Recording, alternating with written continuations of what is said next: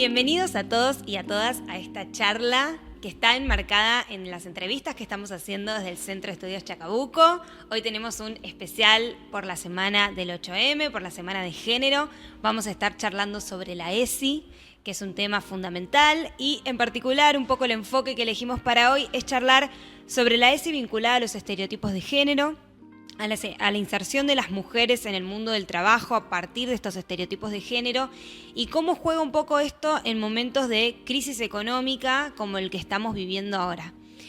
Antes que nada, y como aclaración preliminar, nos parecía importante decir que la ESI es una herramienta fundamental en un montón de aspectos.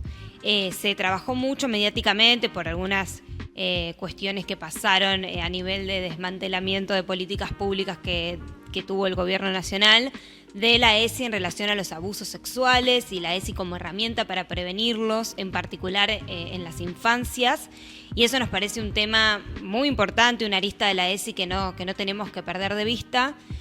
Pero también nos parece a destacar un montón de otras visiones, informaciones que trae la ESI en la formación de las personas en general, no solo de las mujeres, sino de los hombres y de todos y todas los que habitamos esta sociedad. Y un poco por eso hoy queremos abordar esta perspectiva de la ESI, esta herramienta y cómo nos sirve y cómo nos impacta para que podamos seguir aprendiendo. Y para esto trajimos a una invitada muy especial. Ella es Melissa Sole, es licenciada en Trabajo Social, es escritora. Hace más de 10 años que trabaja el tema no solo en formato escrito, sino también dando charlas a mujeres para concientizar sobre la ESI, sobre la construcción de los estereotipos de género. Así que le damos la bienvenida a ella. Melissa, ¿cómo estás? ¿Qué tal? ¿Cómo estás, Marta? Un placer estar acá. Un placer para nosotros. ¿Querés Gracias. contarnos un poco qué haces en tu día a día, en el trabajo que desarrollás? Ok. Bueno, yo hace 10 años más o menos que vengo trabajando con mujeres y hace 5 que trabajo con niños.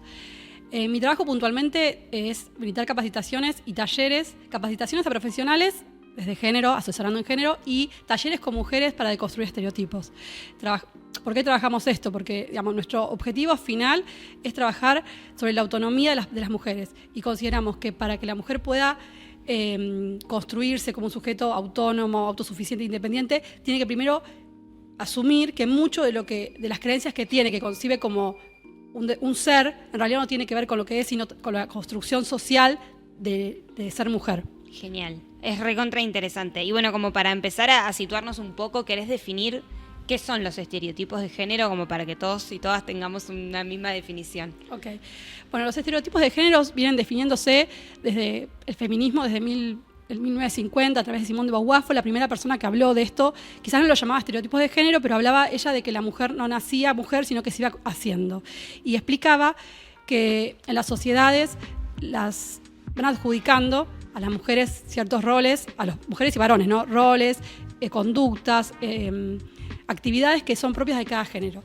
Si nos ponemos a pensar que desde el momento que uno nace, cuando la mamá sabe o el papá, la familia sabe si es varón o mujer, ya van construyendo un estilo de habitación, comprando cierta ropa determinada, juguetes determinados, y van pensando ya a esta persona que van a nacer, que todavía no sabe qué es, ya lo van armando el molde para cuando nazca meterlo dentro de ese molde de alguna forma. Claro. Eso es el estereotipo de género. Lo que es un obstáculo. ¿Por qué? Porque a las mujeres les imposibilita quizás desarrollarse en la vida pública plenamente, porque están abocadas al rol de cuidado y crianza, y entonces la limita, y a los hombres los limita, y es un obstáculo en la parte más emocional y de servir al otro, ¿no? Estos roles son como nocivos para los dos géneros. Claro, porque es como que ya no solo en la familiar, sino también en otros ámbitos, ¿o no? Te van encasillando en cierto esquema. Exactamente. Y el de la mujer, bueno, decías un poco esto, es de cuidado, o sea, ¿cuáles son como los caracteres así más principales? Mira, en realidad tiene que ver con la construcción de la autoestima, que la niña se construye de forma externa. Es decir, cuando una niña nace se le pide qué linda que sos, qué bonita, qué bien se porta. Esa construcción de la autoestima externo hace que la niña todo el tiempo tenga que construir su subjetividad y su autoestima para un otro. Entonces dicen, uno cuida, uno atiende, uno protege, pero no porque uno sea así, sino porque se construyen de esa manera. En cambio, en el varón, la autoestima se construye de forma externa, interna, como que sos fuerte, sos valiente. Después también a la niña se le pide, bueno, juega con la cocinita, con la muñeca, con el bebote, princesitas, y al nene pelota y armas. ¿Qué hace esto? Que el niño tenga más posibilidades de correr, de venir, de ir, digamos, porque el juego de pelota no es lo mismo que sentarse con la muñequita. Entonces, todo esto, digamos, sin querer, las personas que nos aman nos van dando como cierto marco de dónde podemos movernos. Entonces, de repente, si vos ves una nena que está jugando a la pelota y dice, es machona, o un nene que está llorando y dicen, eso es maricón, lo que estamos diciendo es, si te salís del molde, incomodás. Entonces, los volvemos a ubicar en ese molde. Entonces, los niños se van construyendo con esa subjetividad y llegan a la vida adulta pensando que eligieron ser quienes son, y en realidad no es algo que se elige, porque cuando uno empieza a internalizar y ver cuánto de eso que construyeron como sujetos soy realmente, se da cuenta de que quizás no tiene nada que ver con uno. Claro. Claro, y muchas veces también como que se naturaliza, ¿no? Como, bueno, juega con la muñeca porque me quiere imitar a mí, que soy mamá, y juego como que quizás no hay tanto cuestionamiento, ¿no? Sí, hay una chica, Pichot, no sé si la conocen, que es humorista, que ella dice, está bien, la amiga le dice, no, pasa que me imita a mí porque soy mamá, sí, pero tu marido es contador y el nene juega a ser Batman, entonces no es porque te imita, es porque él tiene permitido estas cuestiones. Sí, sí. El movimiento, incluso las instituciones educativas, todos los lugares donde socializamos las personas, incluso en la universidad, porque una vez se piensa, ¿no? La universidad es algo más donde uno tiene pensamiento crítico, pero a pesar de eso son lugares donde se construye subjetividad. Claro, y la ESI, o sea, ¿qué rol juega en la identificación y en el cuestionamiento de esto? Bueno, la ESI lo que viene es, tiene varios ejes de trabajo y también las formas de trabajarlo según el nivel educativo. Por ejemplo, en el jardín de infantes se trabaja más sobre el cuidado del cuerpo y el reconocimiento de las partes íntimas, que nadie me pueda tocar. Este trabajo que se hace en el jardín lo que hace es posibilitar que los niños empiecen a reconocer conductas que quizás tenían naturalizadas en sus familias como que están mal. Por ejemplo, un niño que nace en una familia donde es abusado desde muy pequeño, quizás como las personas que lo tienen que cuidar a veces lo manosean, el niño no sabe si eso es bueno o si es malo porque no sabe, nadie se lo dijo. Esta persona me cuida, me toca y es normal. Cuando se empieza a trabajar sobre las partes íntimas del jardín, muchos niños empiezan a decir, pero mi abuelo me tocó, mi mamá, y empiezan a salir estas cuestiones que sin la ESI no hubiesen sabido. Entonces quizás ese niño se criaba muchos años con personas que abusaban de él, naturalizando esa violencia porque no conocía eso como violencia. Era, es lo que se vive en mi casa. Y quizás se daba cuenta mucho después de que eso era un abuso. Lo mismo pasa en la primaria. En la primaria, además de esto, se suman de construir quizás estereotipos de género más, no sé, por ejemplo, cuando yo fui al jardín, estaba el rinconcito de las nenas y el rinconcito de los nenes. Claro. Eso hoy sería imposible porque iría en contra de la ESI, que la ESI, no nos olvidemos que es una ley, digamos, no es algo que si yo quiero lo doy o si quiero no lo doy. No, es una ley nacional que uno tiene que llevar a cabo, no es optativo. Entonces, no sé, por ejemplo, también entender que la ley es algo transversal, no es que la ESI se hace un taller de ESI en la escuela, no, la ESI es cómo me dirijo yo a ese niño para hablarle, o a esa niña para hablarle, cuando hablo, si hablo con un vocabulario que integre a todos, que no voy delimitando espacios para uno y para otros, que, por ejemplo, educación física hagan todos juntos. Claro. Todo eso es la ESI, no es solamente un taller. Es algo que no ocurre, porque de hecho muchas veces en los colegios, a mí me pasó cuando yo fui al secundario, eso, ¿viste? Con lo que vos comentás tal cual, que te dan un taller de ESI por año y como cumplimos con la ESI. Claro, no está esta integralidad que eso de no es la todas ESI. Las materias, claro. La ESI sería que una niña, por ejemplo, o un adolescente, pensando en la secundaria, ¿no? Que un adolescente se encuentra pensando, mujer, desde su construcción subjetiva de ser mujer, que quiere tener un novio con auto. Porque hablaba esto con las chicas, ¿no? En la adolescencia. Y el chico no está pensando en tener una novia con auto, está pensando en tener el auto, porque a él lo educaron para eso, para ser el proveedor, para ser el que tenga. Entonces, si vos sos varón y no ganás guita, no tenés un buen auto y otras cuestiones que le exigen al varón, entonces algo está mal en vos. Si vos sos mujer, no te mantenés joven siempre, no estás...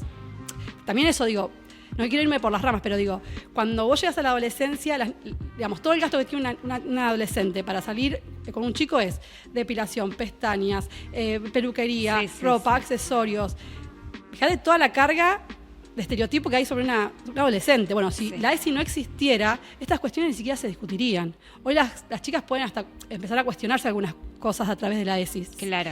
Esto no implica que se esté implementando bien en todos lados, pero en donde se implementa de verdad, se generan cuestionamientos importantes en los chicos y cambios radicales. No, por supuesto, y quizás ahora lo que está pasando un poco, vos quizás lo sabés explicar un poco mejor, pero con esto de de la ESI en la infancia, la primera infancia, digamos, esta cuestión de la prevención de los abusos que de repente empieza a quedar como recontra desdibujada, y esta idea de la familia, no, con mis hijos no, y como que de repente todos esos mecanismos que existían para que un nene pueda, a través de canciones o a través de algún cuento, poder darse cuenta que estaba siendo abusado y denunciarlo, como que empieza a quedar desdibujado, ni hablar de lo que estamos hablando de un cuestionamiento ya más de en dónde pone el dinero un adolescente y dónde lo pone un adolescente varón, como...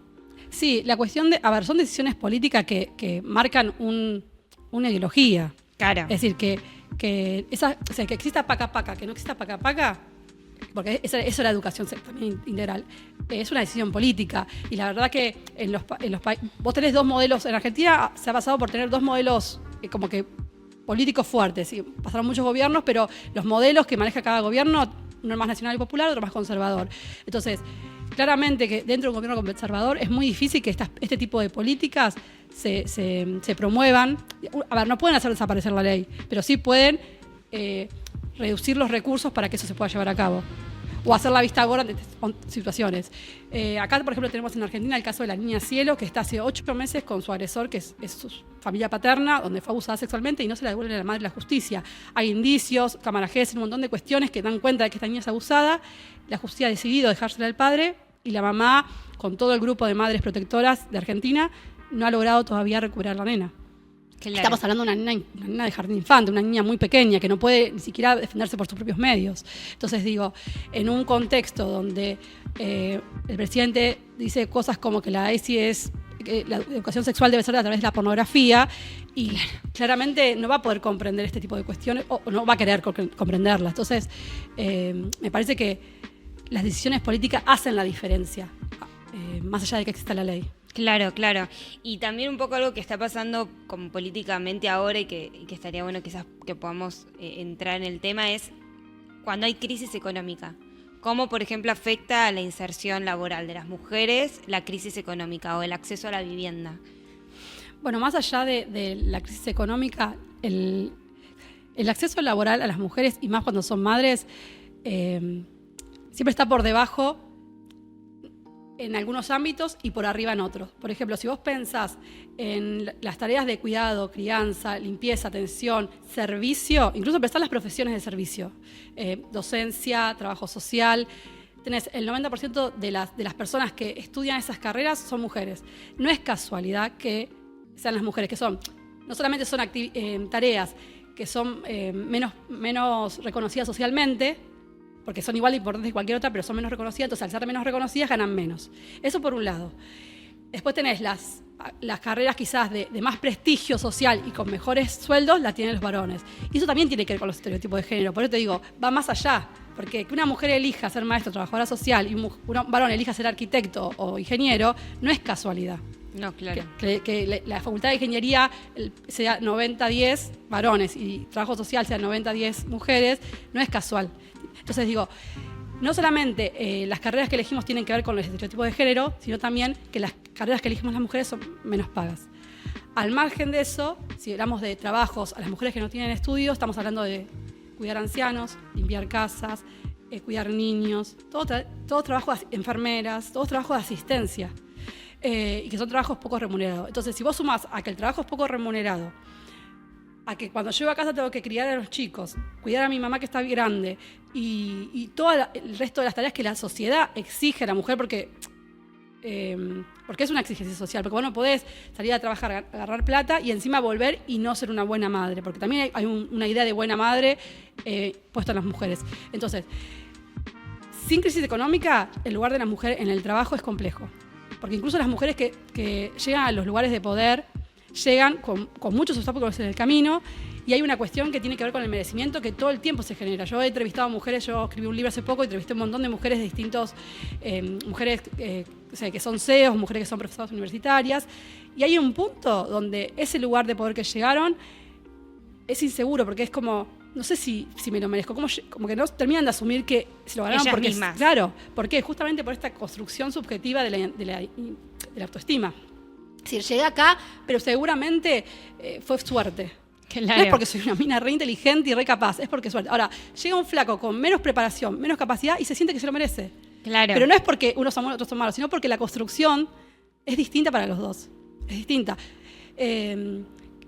Cuando yo hago un taller que siempre hago una actividad que dice que un papá y un niño van en un avión, el avión se cae, el niño termina internado, el padre muere. Entonces llaman a una eminencia para que lo opere al niño y la eminencia dice, no puedo operarlo porque es mi hijo. Sí. ¿Lo conoces? Sí. Lo conozco. Bueno, lo conozco. cuando vos lo haces en los lugares, el 90% de las personas dice, no, para que papá resucitó de la muerte y vino a operarlo, vino Dios a operarlo. Ninguno piensa en mujer cuando vos decís eminencia. Porque si es mi hijo, el papá está muerto, es mi hijo la madre. Es decir, no hay otra opción. Y sin embargo, la gente prefiere pensar que vino Dios a operarlo en persona que la mamá sea una eminencia. Bueno, eso tiene que ver con los estereotipos de género y se repercute en todo lo demás. Porque primero porque siguen siendo los grandes porcentajes de personas pobres siguen siendo mujeres y niños en el mundo, no solamente en Argentina. Entonces, ante una crisis social, lo primero que afecta es a la gente más humilde. Y si vos tenés un porcentaje grande de mujeres y niños que están bajo el índice de pobreza, entonces es como todo es producto de lo mismo. Claro. En algún punto. ¿Y qué pasa porque ahora pasa un poco esto de que quizás la mujer empoderada, ¿no?, es la que trabaja, por lo menos en las grandes ciudades, ¿no? Quizás si te vas al interior del país es otra cosa, pero acá en la ciudad, como que la mujer es la empoderada, es la que sale a trabajar, y además es madre, y además es y como que es la Superman, como que se reversionó de alguna manera un poco quizás el estereotipo clásico de ser ama de casa, pero a la vez en realidad no. No, es que en realidad las películas no vienen las películas son como esto, ¿no? Las películas vienen a ser como el reflejo de la sociedad y viceversa, ¿no? Porque es como, hay mucha película, ¿viste? No sé si como que ahora está de boga estas películas pseudo-feministas que dicen, mirá, ella es empresaria, CEO, cría a los hijos re bien y encima es buena esposa. Mirá todo lo que hace, ¿no? Sí. Pero el flaco no cuida a la mamá enferma, no cría a los hijos. Claro. Entonces digo, sí, la mujer salió al mundo público, pero el hombre todavía no ingresó al mundo privado. Que el mundo privado es esto, es saber, porque la mujer lleva a cabo una compañía y después tiene que acordarse. ¿Cuándo se vacuna el niño? ¿Qué tiene que llevar al colegio mañana? ¿Cuándo le toca el control médico? Toda esa carga mental tenía que ser, porque así como los dos trabajamos y ganamos plata, también los dos tenemos que tener la carga mental de lo que implica el maternar.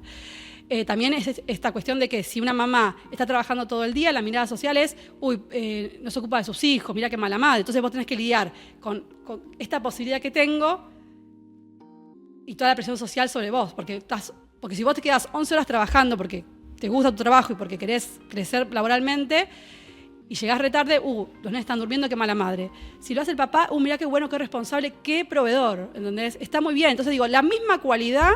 Claro. En la mujer está mal visto y en el hombre está bien visto. Y esto no es una cuestión de varones y mujeres, es una cuestión de construcción social de las personas. Es decir, es una cuestión de varones y mujeres, pero digo, no es personal con los varones. No, ¿Me por explico? supuesto. Es como que, obviamente, si el varón dice, bueno, amor, tuvimos el nene, anda a trabajar vos, yo renuncio y me dedico a los cuidados de los chicos. ¿Cómo lo ve la sociedad eso? Un hombre se quede cuidando a los hijos. Para empezar hay que explicarlo. Claro. ¿No? Habría que empezar, porque la decisión fue por esto, cuando si fuese al revés estaría naturalizado, nadie lo estaría explicando. Tal cual. Sí. Muchos ejemplos, por ejemplo, muchas gente lo que pone como excusa es, no, pasa que renuncio yo porque él gana más.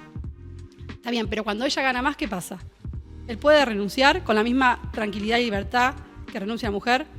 Y también es esto, cuando hablamos de economía y mujeres en el trabajo. Cuando una mujer decide ser madre, tenés que pensar que por lo menos durante 5 años no va a poder crecer en lo laboral. ¿Por qué? Porque, todo el periodo del embarazo, el posparto, todo lo que implica, porque lo llevamos en el cuerpo. Bueno, en todo ese tiempo el hombre sigue participando de la vida pública, de lo laboral. Entonces, todos esos años que uno estuvo dedicando a esta cuestión, que es re importante, porque estamos creando un sujeto, y es súper importante. El tema no es quién hace ese trabajo. El tema es que ese trabajo socialmente no es reconocido, por lo tanto no es pago. Entonces, por eso las mujeres están más empobrecidas en términos estadísticos. Digo, si uno pone 50% de la población está más empobrecida justamente por estas cuestiones. Porque hay muchas cosas que tienen que ver con la construcción del género que hace que la mujer pierda lugares en el momento de maternar, pierda lugares por la presión social, pierda lugares. Y cuando los lográs conseguir, y quizás no me lo merezco. Claro. Tenés que luchar con eso también, porque es todo subjetivo. O con esto de, ¿y cómo habrá llegado ahí? o qué habrá hecho. También, bueno, que... eso también, digo, esto ponerle en las empresas grandes, quizás las multinacionales, hay una, porque digamos, se están como formando o hacen trabajos para deconstruir esa mirada de género y hacer como los empleados, talleres, se usa mucho esto en las empresas grandes, pero en las empresas más chicas quizás esta mirada sigue estando, decir, bueno, si llegó ahí por algo debe ser. En cambio, si llega un flaco no pasa nada, es porque, no, y qué sé yo, llegó porque llegó. Nadie se cuestiona por qué llega un varón. Entonces digo, todo eso tiene que ver con... Por eso digo, los estereotipos de género atraviesan toda la vida de las personas, desde que uno nace hasta que se muere. El tema es que en esta época y a través del feminismo, yo soy feminista, antes yo nunca decía que era feminista en una entrevista porque cuando uno dice que es feminista es como, bueno, ya está, dejo de escucharla porque, bueno, por todo lo que tiene, ¿no? El estigma del feminismo. Pero hoy lo digo con orgullo porque digo, en realidad el feminismo vino a liberarnos a todos, no solamente a las mujeres, es decir, que vos puedas llorar tranquilo o que puedas decir me quedo criando a los chicos en casa o que la mujer pueda decir, bueno, yo voy a hacer mi compañía y voy a hacer un aseo y no voy a dedicarme a los chicos porque mi marido está cuidándolos o lo que sea. Digo, vino a salvarnos a todos, Sí. a los varones de que puedan expresar sus emociones y puedan conectar consigo mismo y a las mujeres que podamos salir al espacio público sin sentir la presión social de que estamos haciendo algo mal. Porque si vos decís, no, esto cambió, bueno, googlea mujer pública. Googlea mujer pública, la RAE la define, googleenlo, dice mujer prostituta, básicamente. Ahora, vos googleás hombre público, ¿qué tiene que decir? Prostituto, no, dice persona que se desempeña en la vida pública de forma... Digo, claro. Entonces digo, ¿cambió realmente? No, obvio que no. Y es muy interesante esto que traes, que hay toda una parte de la corriente feminista que lo trabaja, de esta cuestión de que si bien por supuesto que las mujeres somos las más vulneradas, somos las más perjudicadas por la violencia, por el sistema patriarcal, etcétera, en realidad los estereotipos de género perjudican a todos y a todas, y a los varones, a las mujeres, a las disidencias, o sea, como que en realidad es algo que, porque los varones también son muy cuestionados, y el varón que quiere decir, no, yo me quiero quedar con los chicos en casa, es como... Sí, ¿Cómo le voy a decir eso a mi grupo de amigos? No, ¿cómo se lo voy a decir a mi mamá o a mi suegra? Si ni siquiera llegué al grupo de amigos, a mi mamá y a mi suegra. Hablar, ¿no? Que tenés un marido vago, ¿cómo no va a trabajar? Porque para eso, digamos, para eso estábamos construidos, para que el varón provea y para que la mujer cuide y críe.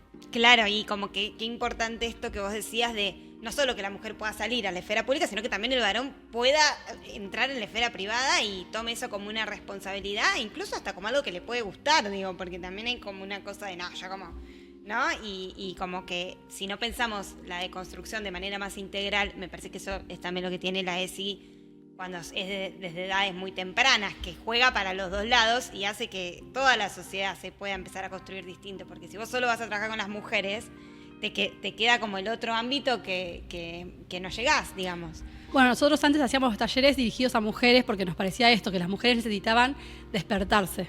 Porque cuando empezaban, como que uno empezaba a jugar, nosotros hacemos como juegos muy puntuales para que pueda ridiculizar el lugar que tenemos en el mundo. Sí. Entonces, bueno, empezás a ridiculizar y las mujeres empezaban como a decir, ok, bueno, vamos viendo. Y nos dimos cuenta que en realidad nos quedaba como una pata coja porque, está bien, ellas lograban un montón de cuestiones y quizás empezaban a estudiar, quizás empezaban a trabajar, quizás abrían su negocio y veíamos cómo avanzaban. Pero y después volvían a casa y seguían cuidando a los chicos ella, porque la otra parte todavía no estaba. Entonces dijimos, bueno, pensemos este taller pero dirigido a varones. Y era todo un desafío pensarlo para varones. Este año la idea es, yo trabajo con una colega y la idea es empezar a implementarlo en varones. Pero como también pudiéndonos reír de esto, es decir, el hombre no llora. Es decir, si no, a ver, ¿por qué la mayor tasa de suicidios es en varones? No es casualidad. Si vos no podés transitar tus emociones, si vos no podés conectar con lo que te pasa, y probablemente ante una crisis, la crisis del 30, pensemos acá mismo en la crisis del 2001, ¿cuántos varones murieron? Los que no se mataron les dio un paro cardíaco, porque decir, yo el proveedor, no puedo proveer, y ya está, mi condición de varón se terminó acá. O se deprimían, digo, no, estaban afectados porque su condición, o no es lo mismo quedarse sin trabajo siendo mujer que quedarse sin trabajo siendo varón. Es decir, obviamente, si vos sos mamá y vivís sola y tenés tus hijos a cargo, es la peor situación. La peor situación. Pero si sos varón, no solamente es una situación compleja, sino también que esta es mi función en el mundo. Claro. Entonces, ¿qué hago? Si no tengo esto, no tengo nada, porque no pudieron indagar mucho más allá que esa cuestión. Claro, claro. Y además de la ESI, ¿qué otras políticas públicas son importantes en esto y quizás, bueno, hoy están siendo desmanteladas o programas que se están dejando de aplicar? Bueno, yo discuto mucho muchas personas me planteaban esto del Ministerio de Género, que bueno, que ahora se pasó de ministerio a dirección a secretaría, y bueno, y ahora en cualquier momento va a ser una oficina allá lejos de todo. Y yo lo que planteaba es que cuando digamos, la palabra ministerio no es una palabra, es un lugar de poder, es decir, no es lo mismo el poder que uno ejerce teniendo un ministerio que el que ejerce siendo una secretaría. Entonces, como secretaría, hay muchas cuestiones que acompañan al Ministerio de Género que fueron desapareciendo, pero porque vos como secretaría no recibís los mismos recursos que recibís como ministerio. Entonces se va acotando. Y muchos acompañamientos, no sé, por ejemplo, una mujer antes se quería ir del lugar donde era violentada y había... no tengo los datos concretos, pero había bastantes refugios donde uno podía ir con sus hijos. Esos refugios eran muchas veces sostenidos por el Ministerio de Género en colaboración con organizaciones que trabajaban estas temáticas. Y las organizaciones quedaron muy solas, porque el Ministerio no existe y con lo que queda hay que abarcar un montón de cuestiones. Entonces, en términos de políticas de género, la realidad es que del 10 de diciembre para acá venimos en caída. Las organizaciones de base, las asociaciones civiles vienen haciendo un trabajo muy duro, pero el tema es que sin recursos no se puede avanzar mucho más. Uno puede, hoy estamos conteniendo. En otro momento uno podía, como decía, estas tareas de construir para potenciar, para promover. Hoy es contener, porque se ha reducido tanto los recursos para las cuestiones de género y por ejemplo, para la ESI no se reduce porque la ESI está dentro de la escuela, pero por ejemplo, en Buenos Aires, en vacaciones de verano, vos tenías la escuela de verano. Sí. Que uno dice, la escuela de verano, qué copado. No es solamente copado, si vos tenés al chico en la escuela de verano, podés seguir yendo a trabajar, porque si ese nene termina las clases y tiene un mes y medio, sin que vos tenés que pagar una niñera, dejar de trabajar o hacer algo, porque alguien lo tiene que cuidar a esa persona, ese ser humano chiquitito. Entonces digo, no es una tontería que una provincia diga, che, abrimos las escuelas de verano, no es una cosa pensada al azar o de buena onda. Es una decisión política de entender que justamente tenés la mitad de la población en situaciones empobrecidas y que necesitan de tu colaboración como Estado para poder seguir trabajando. Porque, por ejemplo, muchas de las mujeres que mandan a sus hijos a las escuelas públicas en el conurbano bonaerense son personas que trabajan dentro de la economía informal. Entonces, si ellas no van a trabajar, no cobran ese día. Entonces, si por un mes y medio los chicos no van al colegio, no tienen quien se los cuide, claro, significa que ese chico no va a comer ese día. Entonces digo, no es una tontería, una decisión política. No es lo mismo decir, hay escuelas de verano, que decir que la ESI sea con pornografía, como dijo el presidente. Digo, son decisiones políticas, son miradas que transforman. ¿O no? Sí, obvio, sí. Y si tuvieras que explicarle como qué es la ESI al que no tiene idea o piensa que la ESI, no sé, es que le digan a su hijo que no puede ser varón o que no puede ser mujer o que, no sé. Se tendría que explicar como muy simple. Y cómo opera con esto de los estereotipos, ¿no? Yo creo que la ESI es un derribador de mitos. Creo que las personas fuimos creyendo cosas. Yo hoy les compartí a ustedes la guía de la buena esposa, por ejemplo. Sí. Bueno, la guía de la buena esposa decía un montón de características, búsquenla, es de 1953. Sí, la estamos poniendo ahí en pantalla. Ok. Bueno, todos esos mitos, que digo, ustedes los ven lejos, pero digo, son nuestras abuelas. Claro. Entonces nuestras abuelas aprendieron eso y seguramente sin querer lo reproducían en nuestras casas. El Estado que vino a decir, bueno, con la ESI vamos a empezar a agarrar todas estas cosas que teníamos como verdad y vamos a empezar a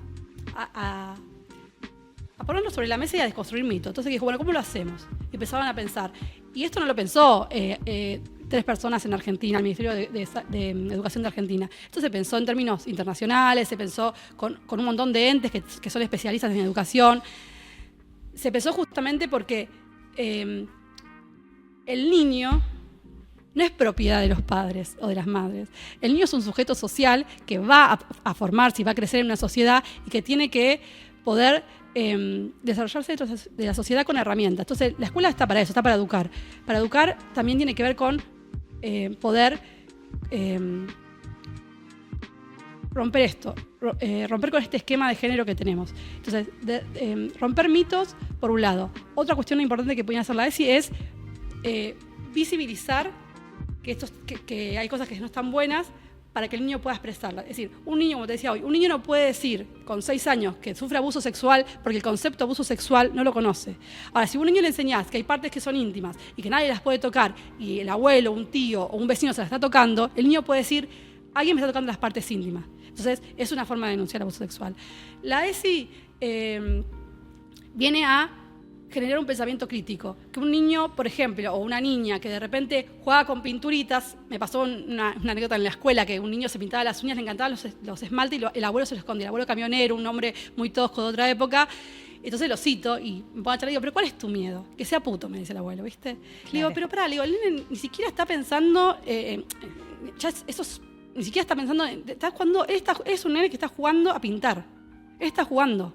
Esa connotación se la estás poniendo vos. Y eso ni siquiera lo sabe todavía. Él recién su identidad sexual va a venir en otro momento de su historia, de su desarrollo. Entonces digo, cuando vos lo ves pintándose las uñas, mirá un niño jugando. Porque el abuelo que hacía lo miraba con toda su historia, porque no tuvo la ESI el abuelo. Yo sé que este niño, más allá de quién sea o cómo sea, cuál sea su elección de género, su elección sexual, cuando mira a su hijo, lo va a poder mirar un niño jugando. Claro. ¿Por qué? Porque hubo una ESI en la escuela. También es esto, no sé, vamos a los locales donde venden juguetes y juguetes de nena, juguetes de nene, ¿no? Esto está como en todos lados. Muy dividido. Bueno, con la ESI vino eso a romperse. En los jardines vos no podés tener sectores como había antes, la cocinita para las nenes. No, ahora es educación física en conjunto. Entonces vino a romper un poco esto. También permite que muchos niños puedan expresar su identidad de género, que antes era impensado. Antes vos no encajabas en el molde de que me gustan los nenes y estabas callado, reprimido, esta idea del closet, ¿no? A ver, no es que la ESI vino a decirles, chicos, háganse gay o lesbiana. No, la ESI viene a decirles, hay muchas identidades de género, el género no es binario y cada uno tiene que experimentar y vivir su identidad de género como puede, como quiera, como lo desee, como lo sienta. Bueno, esto también vino a ser la ESI, porque no es que antes estas personas no existían, los que estaban eran reprimidas. Entonces la ESI vino como a esto, a abrir una puerta para que puedan expresarse los abusos, para que puedan expresarse las diversidades de género y para que podamos romper mitos. Bueno, y algo que igual también me parece importante aclarar es que tampoco nosotros estamos diciendo que todas las familias sean iguales o que las familias ejerzan violencia o que los docentes ejerzan violencia y no les importa y sean todos machistas, por supuesto que no. Y me parece también importante destacar esto, que obvio que las madres y los padres son fundamentales. Eso no quita que tenga que haber desde el Estado, ¿no?, una visión para justamente lograr una sociedad más igualitaria y para justamente lo que vos decías de la escuela. Bueno, la escuela sirve para educar. Y educar también es educar a las personas para convivir en sociedad. Lo que por supuesto no quita, porque me parece que hay como un argumento libertario de no, porque son mis hijos y con mis hijos, y obvio que son tus hijos, y obvio que los padres tienen un rol súper fundamental a la hora de guiar y de educar y de ayudar, que tampoco estamos como negando ni minimizando, me parece, pero creo que está bueno aclararlo porque si no después viene como ese argumento y digamos que el niño sea un sujeto, no significa que los padres no importen o que los padres no guíen o que lo que digan los padres no importa porque el niño, ¿no? Como que no es contradictorio, digamos, el rol de los padres es recontra importante y a la vez el niño es una persona que no es un objeto de esos padres, ¿no? Tal cual. En relación a esas dos cuestiones, una, que el rol materno y el rol paterno es un rol que implica cuidado, que implica contención, que implica abrigo, pero también sabemos que en los servicios locales de todo Buenos Aires hay denuncias permanentes por niños que son abandonados, que son golpeados, y eso también existe. Entonces, cuando hablamos de estas cuestiones estamos enfocados en donde pasa, digamos, no todas las familias hay niños que son abusados, pero sí hay un porcentaje grande de niños que son abusados dentro del entorno familiar. Incluso yo, por ejemplo, estudié trabajo social justamente por esta cuestión, porque si bien, para que vean la función del Estado en la vida de un niño, cómo puede transformarla. Yo cuando tenía 7 años, yo era hija de una persona que era violenta, ejercía violencia con mi mamá, con toda mi familia, y hay denuncias de por medio, nos llevan a un lugar que yo siempre pensé que la persona que me estaba preguntando era un juez, pero porque era chiquita y no entendía bien qué estaba pasando. Después me enteré que era un trabajador social y por eso elegí estudiar trabajo social. Porque esta persona cuando me cita y empezamos a charlar, me empieza a preguntar con quién quiero vivir yo, con mi mamá, qué pasaba en mi casa, con quién quiero vivir. Y cuando me dice con quién quieres vivir, yo dije, ¿pero qué? ¿Yo puedo elegir? Claro, vos tenés derecho, me dijo. Y fue ahí como que dije, pará, primero, que es un derecho, y segundo, cómo que lo tengo, ¿entendés? Entonces, esta persona, con esta función, representando al Estado, me dio la posibilidad, la herramienta de poder salir de una situación de violencia, que quizás sin la presencia del Estado no hubiese podido. Entonces digo, no es que el Estado se quiere meter en las casas y decidir por los padres. Lo que hace el Estado es, donde no está la función materno y paterna, o algunas de las dos funciones falla y daña a esa persona, el Estado tiene que actuar como protector de esa persona. Claro. ¿Y qué otras políticas públicas se pueden hacer? O incluso sin que sea desde la política pública, que claramente, como vos decías recién, en un contexto como el actual, donde no hay una decisión política de invertir en eso, es muy difícil que haya programas que por supuesto son necesarios. Pero después en el día a día, por ejemplo, ¿qué se puede hacer adentro de la casa? ¿Cómo se pueden retomar estas ideas para que no sea algo que si de repente desfinancian las políticas y nos quedamos sin ESI o sin mecanismos concretos? Bueno, ¿cómo lo podemos perpetuar desde cada uno desde su lugar, no? Bueno, en principio creo que tiene que ver con las tareas, por ejemplo, dentro de la vivienda, ¿no? ¿Quién hace cada cosa y por qué, no? Digo, es como esto, no sé, vos haces una cena familiar de fin de año y el gran porcentaje de las familias, las que levantan la mesa son las hijas, las abuelas y las madres. Quizás desde ahí empezar a levantar la mesa a todos, por ejemplo. Quizás desde cuando tu hijo vaya a elegir un juguete, no llevarlo a un sector al otro, dejar que el niño vaya con lo que se sienta convocado y acompañar a esa elección. También lo mismo con la forma de vestir o los juegos que decida. Digamos, no mirar, no construir a ese sujeto, a ese niño, a ese infante desde nuestra concepción de lo que es ser un niño o una niña, sino desde ese mismo niño, que acompañarlo en el descubrimiento de quién es, más de marcarle un camino, sino ir acompañando en el camino que él quiera ir, con amorosidad, con libertad, básicamente. Creo que por ahí es. Sin encasillar o encasillarlos o encasillarlas en los colores, en los juguetes, como vos decís, en los juegos, como sí, y en los roles también, porque por ejemplo, si de repente tu hijo quiere ayudarte a cocinar o quiere pintarse las uñas, o quiere jugar con muñecas, empezar, como te digo, nosotros tenemos el sesgo de género, ellos no lo tienen. Ellos lo que son niños jugando. Entonces poder ir como adultos corriéndonos y aprender de los niños, porque cuando el niño crece sin estos estereotipos tan marcados, se va definiendo como un sujeto más autónomo y probablemente tenga una vida más feliz. Claro. Parece que es por ahí, es como desde la base, no esperar que nuestros hijos reproduzcan lo que nosotros tenemos internalizado, sino poder aprender de ellos a nosotros, de construirlos en nosotros. Claro, sí. Bueno, nada, es recontra interesante el tema. O sea, me parece que hay mucho para trabajar, pero como vos traes esto de la ESI, que como explicabas antes, no sé si querés profundizar un poco en eso, me parece que está bueno, es una ley que se tiene que aplicar, se aplica en los colegios, ¿dónde más se aplica? Como, ¿qué se puede hacer o de dónde se puede ir a buscar para resistir también desde los distintos espacios que eso no sea también desmantelado o atacado? Sí, en realidad la ESI tiene que aplicarse obligatoriamente, no es optativo. Si una docente, por ejemplo, yo trabajo en los equipos de orientación, y si una docente no aplica la ESI, uno tiene que llamar la atención y hacer como una supervisión de eso, porque no es algo que uno pueda elegir, la doy o no la doy. Y como te digo, es transversal. O sea, a veces uno piensa, ¿cómo hago ESI en matemática? ¿No? Por ejemplo, entonces si vos matemática, yo me acuerdo de mi época, me río porque es re loco, era, María fue a comprar a la verdulería, compró 3 manzanas, 4 bananas y 5 peras. ¿Cuántas frutas compró María? ¿No? Sí. Después era, Arturo construyó 5 edificios, 2 puentes, ¿cuánto?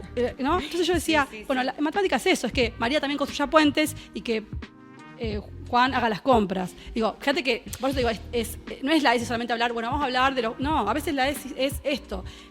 Si ves un problema donde todo el tiempo está estereotipando a la mujer en un lugar, entonces cambia el problema. Bueno, los libros hoy, que bajan del Ministerio de Educación, vienen con otras miradas. Pero bueno, hay docentes que quizás... También esto es importante aclararlo, que quizás hay docentes que les piden que lleven a cabo la ESI y ni siquiera han hecho ese trabajo a su interior. Entonces, es muy difícil transmitir esta deconstrucción de cuestiones cuando uno las tiene desconstruido en uno mismo. ¿Hay capacitaciones para los docentes? Hay capacitaciones, no son obligatorias, pero sí hay. Hay algunas que son para todos y hay otras que vos podés hacer para profundizar. Claro. Pero la realidad es esta, que si vos vas a una capacitación obligatoria y no tenés ganas de articular la ESI, no lo vas a hacer por más que lo que vas a hacer recibir es llamado a atención permanente porque no estás llevando a cabo. Ahora, los docentes que sí les interesa y que quieren profundizar, hay un montón de talleres gratuitos en el Ministerio, en Educar se llama la página, que podés hacer para informarte más y Está incluso buenísimo esto, eso. decir, bueno, yo quiero hacerlo pero no tengo ideas, bueno, porque hay materias en las que quizás es más difícil, decir, ¿cómo pienso la ESI no sé, en físico-química? Claro, Bueno, claro. es esto, es como matemática, ¿no? Es bueno, reveamos cómo están planteados los problemas, cómo están planteadas estas cuestiones, bueno. Y también esto, motivar, quizás a veces, sin querer, a veces uno dirige una mirada más a ciertos sectores del aula cuando habla de un tema y a otro sector del aula cuando habla de otro tema, ¿no? Sin querer, inconscientemente, porque todos estamos atravesados por esto. Entonces digo, eso, quizás uno empezar a observar, bueno, estoy haciendo esta diferenciación sin querer, desde ahí, por eso es algo que desde que el niño entra a la escuela y uno lo recibe, desde ese momento estás implementando la ESI. Claro. ¿Cómo los saludás? Estás implementando la ESI. ¿Cómo los haces formar? Estás implementando la ESI. Si vos haces formar nenas y nenes, ahí ya estás dividiendo. Si forman todos juntos, es otra cosa. Entonces digo, en cosas muy puntuales se puede implementar. No hace falta hacer un taller sobre educación sexual integral donde vamos a hablar, bueno, cómo me prevengo de enfermedad o cómo me pongo... No, de hecho eso no sirve. O sea, quizás sirve para aprender a prevenir una enfermedad de transmisión sexual, pero no te sirve para deconstruir un estereotipo. Llega tarde, ¿por qué? Porque uno recién habla de estas cuestiones en el secundario. Y los niños en Argentina y en el país, en el mundo, dirán, hoy con la tecnología, la pornografía llega a los niños a los 8 años. A través del celular. Entonces, cuando vos llegás a decirle cómo poner su preservativo, el chico ya vio pornografía durante 8 años y se fue educando con esa pornografía. Por eso digo, también en la casa es importante, digamos, no negar esta situación. No ser inocentes en esto, porque si vos, estas cuestiones se charlan en casa, cuando al niño le aparezca el llamado de la pornografía, porque aparece en propaganda, están jugando con Peppa Pig y les aparece, el niño va a poder preguntar qué es eso. Ahora, si uno censura y anula y es un tabú, el niño no va a poder preguntar. Entonces va a mirar y va a educarse sin información sobre cosas que en realidad no comprende del todo. Entonces me parece que sea de jardín también habilita esto, habilita que los niños ya sepan que hay cosas que, por ejemplo, hay lugares que no se tocan. Entonces, si el nene ve pornografía, que alguien está tocando a una parte que es prohibida, íntima, va a decir, esto está mal. Entonces, mira, mamá, la señora me enseñó, y ahí va a salir el tema de que me apareció pornografía en el teléfono, donde estoy jugando a Pepa. Entonces digo, eso, sin la educación sexual integral no se podría dar. Claro, e implica también de los adultos también un autocuestionamiento, como se hace no solo de los docentes, sino también de padres, madres, porque en realidad esto es bastante reciente. ¿Sí? O sea, bueno, lo que mostramos antes en pantalla es más viejo quizás, lo del manual de la buena esposa, pero en realidad hace no tanto, y ni siquiera quiere decir que hoy no pasa, digamos, esa mirada quizás hoy sí, por lo menos se cuestiona, como vos decías, aunque sea con la ESI, lo pensamos, tipo, ¿por qué? Nos parece que esto es lo correcto, todavía quizás no está tan deconstruido, pero también es cierto que todos los padres y los docentes vienen con otra cabeza, no sé si vienen con esta cabeza de no formar nenes y nenas, no, incluso los colores, y hoy en día las jugueterías, no sé si vos tenés estadísticas de cuánta es la aplicabilidad de la ESI, qué tanto se aplica efectivamente y qué tanto no. No tengo y tampoco creo que existan, porque en realidad al ser una ley obligatoria, en teoría debería aplicarse al 100%. Claro. La realidad es que sabemos que esto no pasa, pero debería pasar. Porque claro, es como que yo dijera, bueno, ¿cuánta gente roba? Y un montón, pero en realidad está prohibido robar. Entonces, como que hay cosas que no deben pasar, porque son, digamos, a ver, si por ejemplo yo sé que hay una situación de puntual para trabajar con un niño de identidad de género y no la trabajo, estoy cometiendo un delito.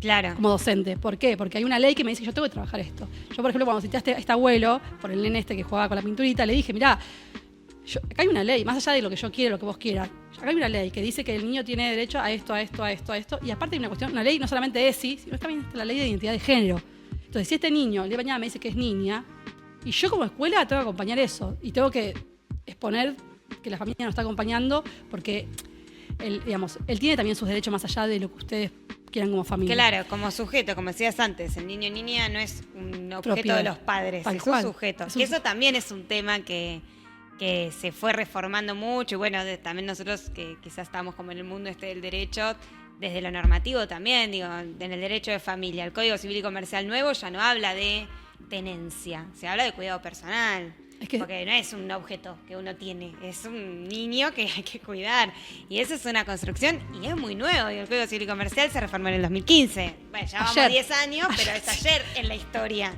Y eso es un cambio que hay que dar y que en realidad están todavía muy como iniciando esa lucha, ¿no? Yo justo pensaba en eso y estaba mirando los años de las leyes y pensando en esto de género, ¿no? El voto femenino 1951. los invito a ver el debate del voto femenino, los argumentos de las personas que estaban en contra. Sí. Hoy, digamos, a veces uno lo mira y se ríe porque dice, no puede ser que esto se discutiera en el Congreso de esta manera, pero era desde 1951, chicos, hace 2 días, se pensaba que la mujer, decían, el argumento era, no, son inferiores, no tienen la inteligencia del hombre, digamos, hace 2 días. Sí, claro. Entonces digo, bueno, no sé, en el 82 la patria potestad compartida, es decir, hasta 1982, vos como mamá, te le pintaba al hombre no dejarte ver a tu hijo y era como, vos no había derecho, ¿entendés? Y fue también en 1982. Bueno, el divorcio también, que eso habilitó a las mujeres un montón de cosas. Pero bueno, me puse las fechas. Económica también. Claro, ¿o no? me puse las fechas porque yo decía, todo esto fue muy reciente. Y creo que también, todo esto tiene que ver con la educación sexual integral, porque fíjate que la educación sexual integral es de 2006. La mujer puede empezar a votar en el 51. Puede llegar a lugares de donde se toman las decisiones mucho después. Hoy, por ejemplo, creo que hay 24 y 30, son 24% en, no sé, diputados, senadores y 36 en el otro, digamos. Todavía no llegamos a ser la mitad. Somos un porcentaje en relación a no votar. No, sí, muy alto, pero en relación a la mitad y claro, mitad. pero no llegamos a ser la mitad. De hecho, somos más, a nivel de población, las mujeres son más pero cantidad. Claro, pero tenemos menos representación. Pero tenemos menos representación. Bueno, y un poco con esto de las estadísticas también tenés del Poder Judicial, ¿o no? Sí, acá lo que llama la atención, ¿viste? Yo te decía esto de que las mujeres estamos estudiando más, pero mira, en el Poder Judicial, esto es del 2022, igual no está actualizada, pero el 57% de las personas que trabajan en el Poder Judicial son mujeres, el 43% hombres. Entonces vos podés decir, entonces ahí, ¿dónde está la desigualdad de género? Está acá, que en los lugares de poder, lo que es ministros, defensores, procuradores, es 70% varones. Entonces, claro. Fíjate que sí, somos más mujeres, pero ¿qué estamos haciendo? Tareas administrativas. Claro, donde toman las decisiones reales, ahí son 70% varones. Y de hecho, de la Facultad de Derecho de la UBA, que bueno, yo soy estudiante, este espacio está formado por muchos graduados de esta universidad, somos más graduadas mujeres que varones. O sea, muchas más abogadas mujeres que abogados varones. Sin embargo, los cargos jerárquicos del Poder Judicial, y sin ir más lejos, bueno, que hablábamos antes de los años, la primera jueza mujer recién en el 55. Antes de eso no había juezas mujeres, ¿no? Y antes de eso las mujeres no votaban, así que... No, claro. Y la Corte Suprema actual son 100% varones. Y los nombres que se barajan para ocupar esos lugares son de varones. O sea que todavía estábamos muy lejos. Y lo interesante también es esto que hablábamos antes, que contabas vos de las tareas, no, las carreras de cuidado y las carreras. Bueno, dentro del Poder Judicial, en el único lugar donde hay más mujeres en cargos de magistradas que varones, es en el Fuero Familia.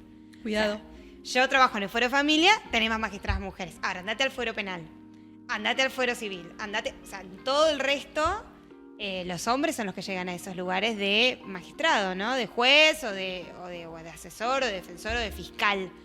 O sea, las mujeres son la minoría, que bueno, la estadística esta que vos traías cuenta un 70, poco eso. 30.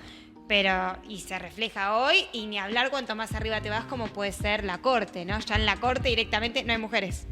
Y en toda la historia de la Corte, en proporción, las mujeres fueron 3 y los hombres fueron... Bueno, quizás ustedes son las primeras, esta generación de graduadas son las primeras.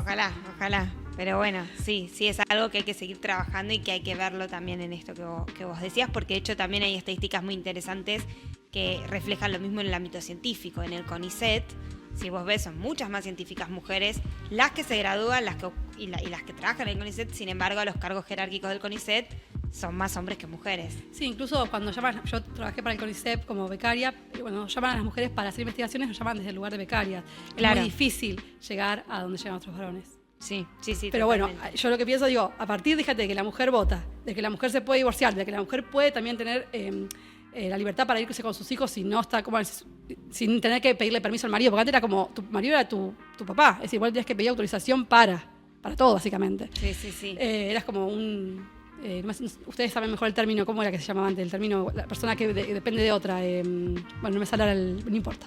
Pero bueno, era como que no tenías libertad como sujeto individual, eras propiedad de alguien. Un objeto. Tal cual. Entonces digo, no es casualidad que todo esto que hoy estamos hablando, que nos parece también un montón de cosas para criticar, pero digo, estamos hablando de educación sexual en la escuela en 2024, 2006, cuando y en el 51 las mujeres no votábamos. Entonces digo, hemos tenido un avance como país. Es más, yo celebro vivir en un país donde haya una ley de identidad de género, donde haya una ley de matrimonio igualitario. Es decir, en un montón de cuestiones hemos avanzado un montón. Y me parece que en este momento puntual lo que hay que tratar de hacer es de no dejar que no hacer un paso atrás, tratar de que todo esto que ganamos como derechos, que son derechos que no todos los países lo tienen, porque nosotros, por ejemplo, para nosotros es re normal esto, decir, che, es mi derecho, pero no es algo que pasa en el mundo. Es decir, claro. En ese sentido Argentina lleva un montón de cosas muy avanzadas, en estas cuestiones. Entonces, me parece que lo que tenemos que hacer es pasar estos 4 años o menos tratando de sostener y que esto no se revierta, o que por lo menos las cosas que hemos ganado se puedan sostener. Sí. Sí, totalmente. Bueno, no sé, si querés hacer como alguna reflexión final, algo más que te haya quedado para contar, que tengas ganas. Yo había traído un par de estadísticas, me parece, porque para mí los números son todos. Y reflejan un poco todo esto que te vengo diciendo. Por ejemplo, miraba una estadística de educación, ¿no? Sí. Y me llamaba la atención de que se gradúan más mujeres que varones. Pero las mujeres consiguen menos trabajo que los varones.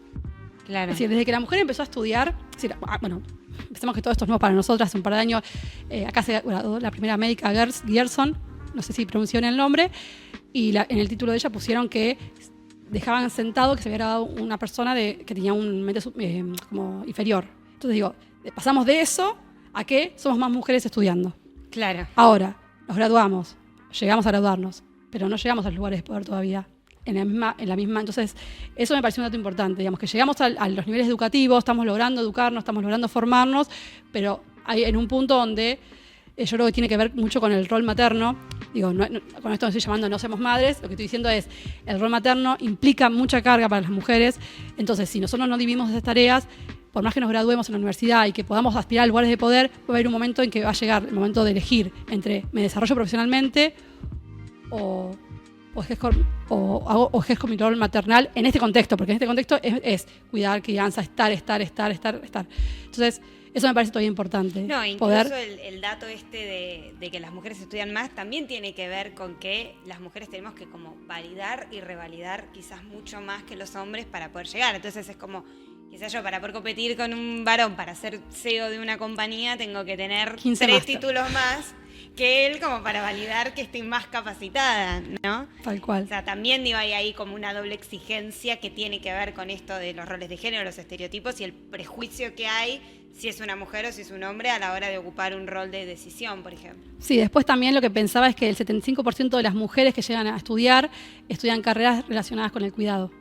Claro. Que eso también es un dato. Y en los varones es 51% en cuidado. Entonces digo, fíjate que somos 25% más, que uno lo ve así, parece chiquito, pero en términos de población es un montón. Claro. Eso me parece un dato importante. Bueno, después también, yo creo que la ESI viene a erradicar los estereotipos de género y eso también contribuye a que podamos... Que un varón pueda conectar con sus emociones, que una mujer pueda conectar con el espacio público, hace que también las relaciones de poder entre hombres y mujeres y las relaciones de violencia entre hombres y mujeres se vayan transformando, porque mucho de la violencia de género también tiene que ver con los estereotipos de género. Yo no estoy diciendo que todas las personas machistas son violentas, lo que estoy diciendo es que todos los violentos son machistas. Claro. Entonces, si nosotros deconstruimos el machismo a través de construir estereotipos de género, el violento va a quedar en evidencia más rápido, porque no tiene ese respaldo del machismo que a veces permite que un violento se pierda entre los machistas y pase desapercibido cuando en realidad es un violento. Eso me parece importante también como algo a lo que la ESI contribuye, ¿no? Eso igual lo vamos a ver de acá, cuando la ESI pase en 50 años quizás se pueda ver. Y que se aplique también, porque lo que decíamos recién, se debería aplicar al 100%, pero sabemos que eso no es así en todas las instituciones educativas y que hay mucha resistencia. Exactamente. Y después un dato que tiene que ver con todo, que tiene que ver con la ESI, que tiene que ver con la cuestión económica, con las mujeres trabajando. Te lo resumo en una cosa muy chiquitita, como es una Presto Barba. Mirá lo que te digo.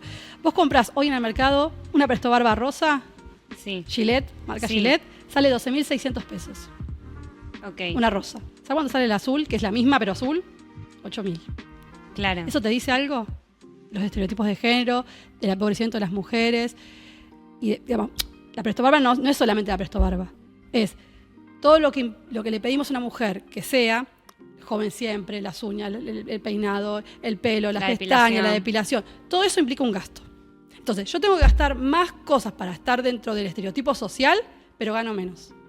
Claro. Y encima, en muchos casos, me quedo maternando sola porque, bueno, mi compañero se fue, no quiso paternar y no me pasa la manutención. Entonces, todo eso tiene que ver con lo mismo. Si uno va a la base, tiene que ver con lo mismo.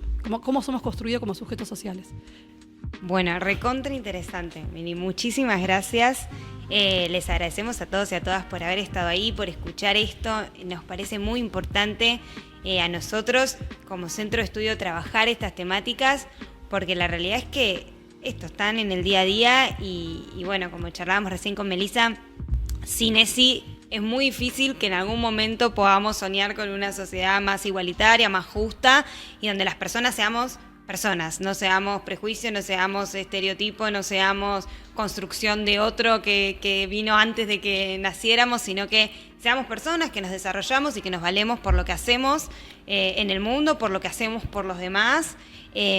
Así que nada, le agradecemos muchísimo de vuelta a nuestra invitada, le agradecemos a todos y todas ustedes por estar.